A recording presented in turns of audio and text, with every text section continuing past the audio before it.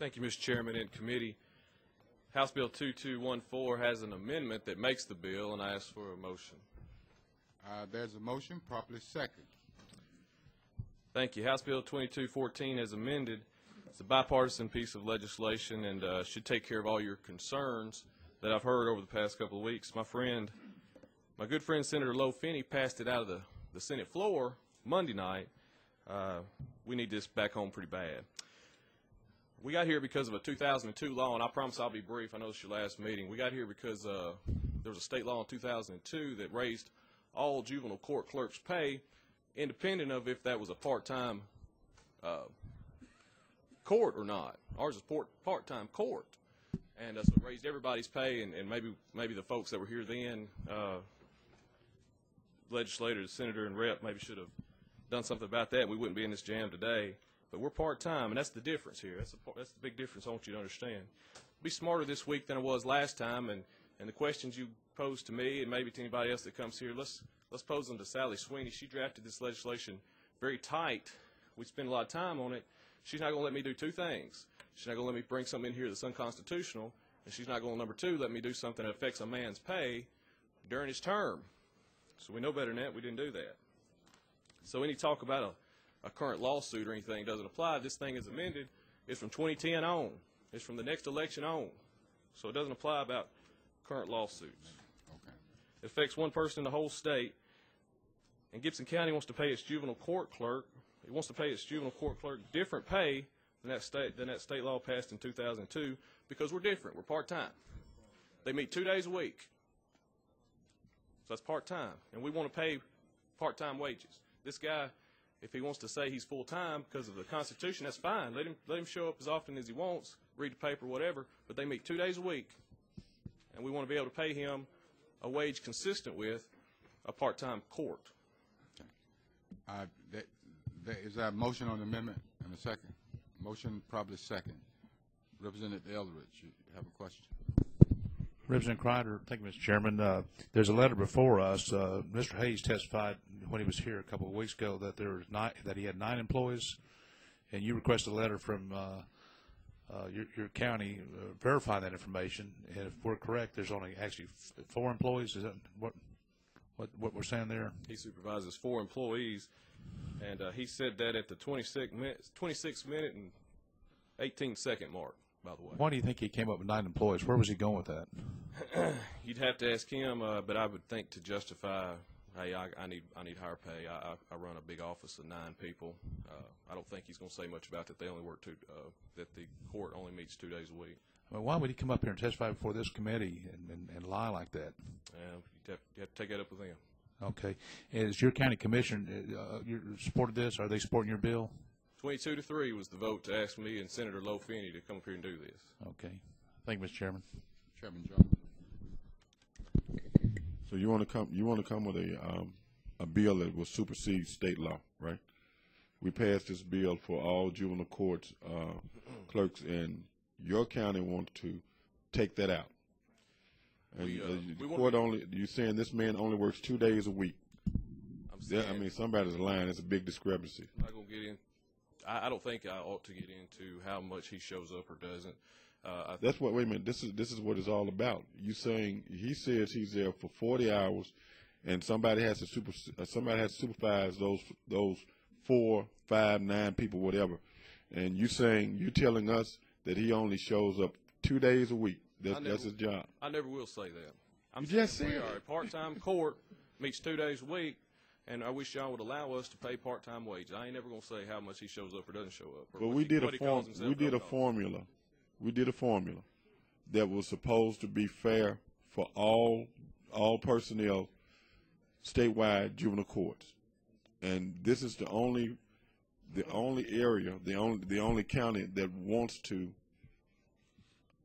do away with what they pay. I mean, I can understand poor wages. You look around here at us, we get poor wages, but who supervises those other personnel when he's not there? DCS supervises a few, almost the remainder of the 9 he claimed, and so they the don't. Judge has 2 that he. So they don't come under him at all. No. He doesn't supervise any personnel. No, he's not. They are not under his direction.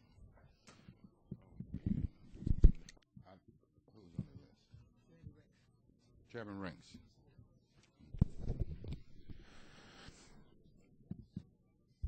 mean, I don't really understand why they've even got a juvenile part-time clerk in Gibson County. In my opinion, they ought to, they either fund it or they don't. I guess that's my opinion. But I guess, Sally, my question is, I understand there's a lawsuit pending now on this, and if we pass this bill as amended, how does that affect, does that have an effect on the lawsuit? Silent. I wouldn't think it has an effect on the lawsuit because the lawsuit is based on from the time he became a court clerk until when they run again that he is owed this higher salary. So that is what the lawsuit is going to be on, and this amendment's beginning to change that salary beginning 2010, which is the next election cycle. So I would think that the lawsuit would continue regardless of this amendment. Okay. And I think that's somewhat important because normally I don't like to vote for things that changes the outcome of something that's pending out there. So, I mean, but. Chairman Jones. Representative Crider, if I remember right, what happened is when this first came up, it was a young lady that was the juvenile court clerk, and she had agreed to do this for part-time and part-time pay. Am I correct? Yes, sir. So we're going to hold him, who's an elected official, to the standard that she agreed to. He didn't agree to this. She the one that agreed to it, and I think she was appointed, wasn't she?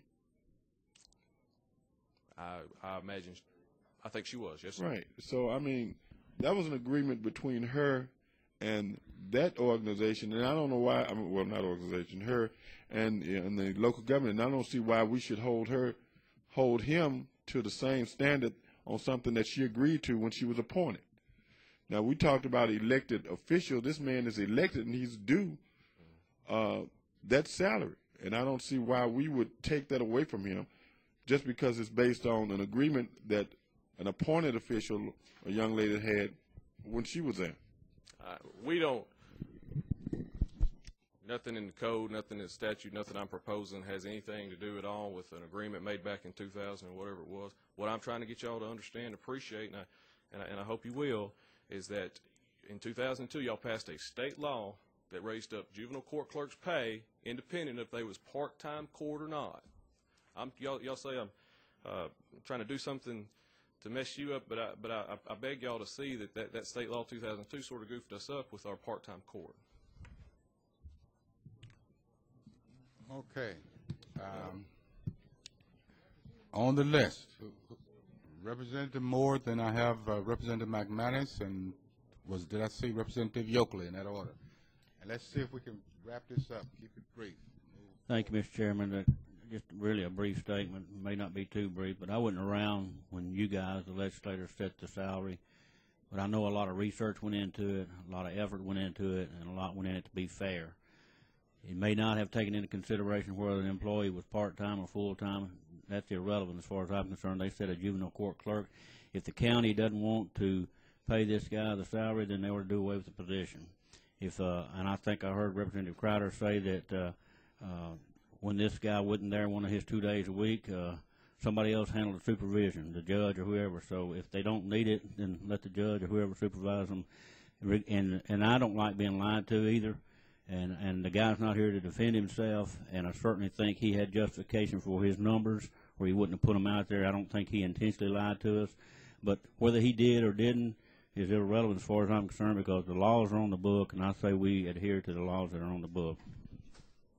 Representative McManus. Just a quick question. When you first, Representative Crider, when you first came up, did you say that if we pass this, whether or not we pass it, it will not affect his current pay until he, and how long is his position? His term will end in 2009. They'll have a new election in 2010. All right. That's what I wanted to know. Thanks. You recognize Representative Yoakley. Representative. I guess I remember when he testified, I believe he testified that part of those employees were part-time, the 9 employees, and you know, he seemed to